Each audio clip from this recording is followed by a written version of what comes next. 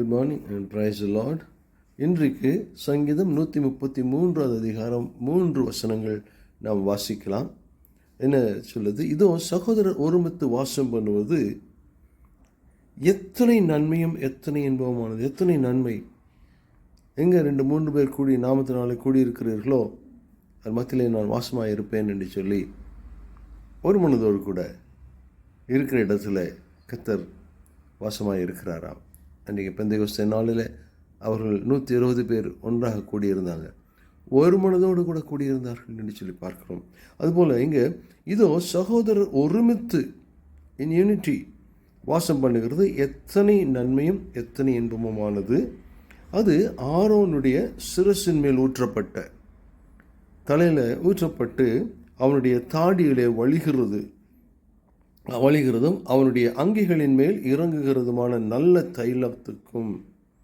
நல்ல தைலம்னா தலைவலின்னா தைலம் பூசிக்கிறாங்களே, அப்போ நல்லது மெடிசின் அப்படி தான் நம்ம எடுத்துக்கணும். அது 3வது வசனம், எர்மோன் மேலும் சீயோன் பர்வதங்கள் மேலும் இறங்கும் பனிக்கும் ஒப்பாயிருக்கிறது.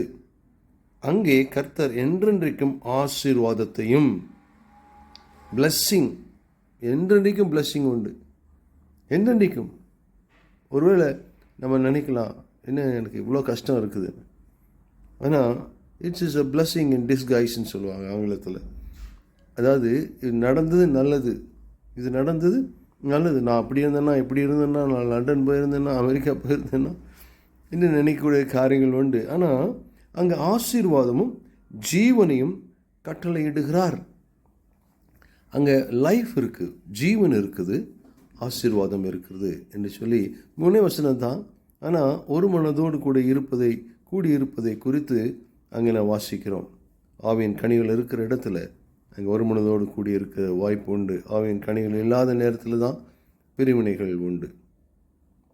அதுபடினாலே இன்றைக்கு இந்த சிந்தனையோடு நாம் இந்த நாளை துவங்கவும். கர்த்தர் நம்மோடு கூட பேசியிருக்கிறார். ஒரு மனதோடு கூட நாம் கூடி வாழும் பொழுது அது எத்தனை நன்மையும் எத்தனை இன்பமுமானது, எத்தனை இன்பமுமானது. It is pleasant, it is pleasant என்று ஆங்கிலத்தில் பார்க்குறோம். எத்தனை இன்பமானது, ஆசீர்வாதமானது, ஜீவனுக்குரியது. கர்த்தர் உங்கள் ஒவ்வொருவரையும் இந்த நாளிலே ஆசீர்வதிப்பாராக. ஆமென், ஆமென், ஆமென்.